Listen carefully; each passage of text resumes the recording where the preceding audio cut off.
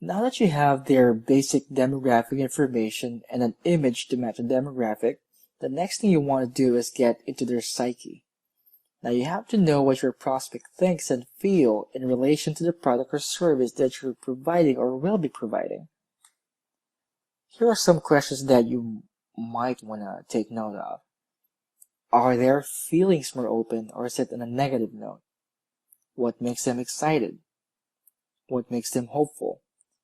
There's actually no substitute to getting to know your prospects, especially on an intimate level. This plays a significant role in how you're going to communicate with your chosen market. Think about it. How much advantage will you now have against all your competitors? Most marketers stop at identifying the market. You, on the other hand, by following this course, identified your market, chose a niche within that market, looked for a sub-niche inside that niche, made sure that it is a good and viable market, identified the people within that market, and even put a name and a face on your ideal customer. Are you seeing the value of this? Now, here are the main questions that you have to ask yourself to get to know your prospects at that emotional level. What are they afraid of? Are they afraid of being broke? Are they afraid of losing their loved ones? Fear is one strong emotional trigger that, when used right, will bring a lot of money on demand every single time. Now, it's no secret that if you're able to solve a particular problem that people are really afraid of, selling will almost be non-existent in your marketing.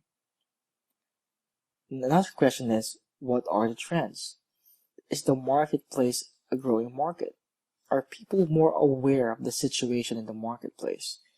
Do they display an appetite for the service that you want to provide?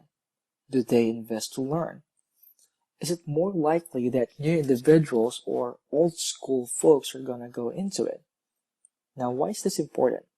Of course, we want to analyze where the market will foreseeably go in the not so distant future. Again, this is a long-term business we're trying to make, and studying the trend going on in your market is a must for longevity. Now, another question is, what are their immediate needs, wants, and secret desires? Now, you need to unearth this, as hard as it may seem, but if you will follow the previous modules and the lesson, and the next lesson I'm pretty sure that this will be rather easy. Now, your goal here is to make your product's feature consistent with what their needs are. So your product might have 1,000 super awesome features, but if it doesn't address their immediate need and want, your product will not sell, period. And also get to know their frustrations. Most, if not many, are only acting the way they are because they feel frustration in their lives. Another question is, what's their secret language? You would notice that for every niche, there are some jargon that they use that only them and people within that niche would understand. An example would be the term RPG. Now, if you're not in the gaming niche, you wouldn't know squat about that term. Now, RPG stands for role-playing game. And if you don't take time to familiarize yourself with their language, you only have yourself to alienate. Okay?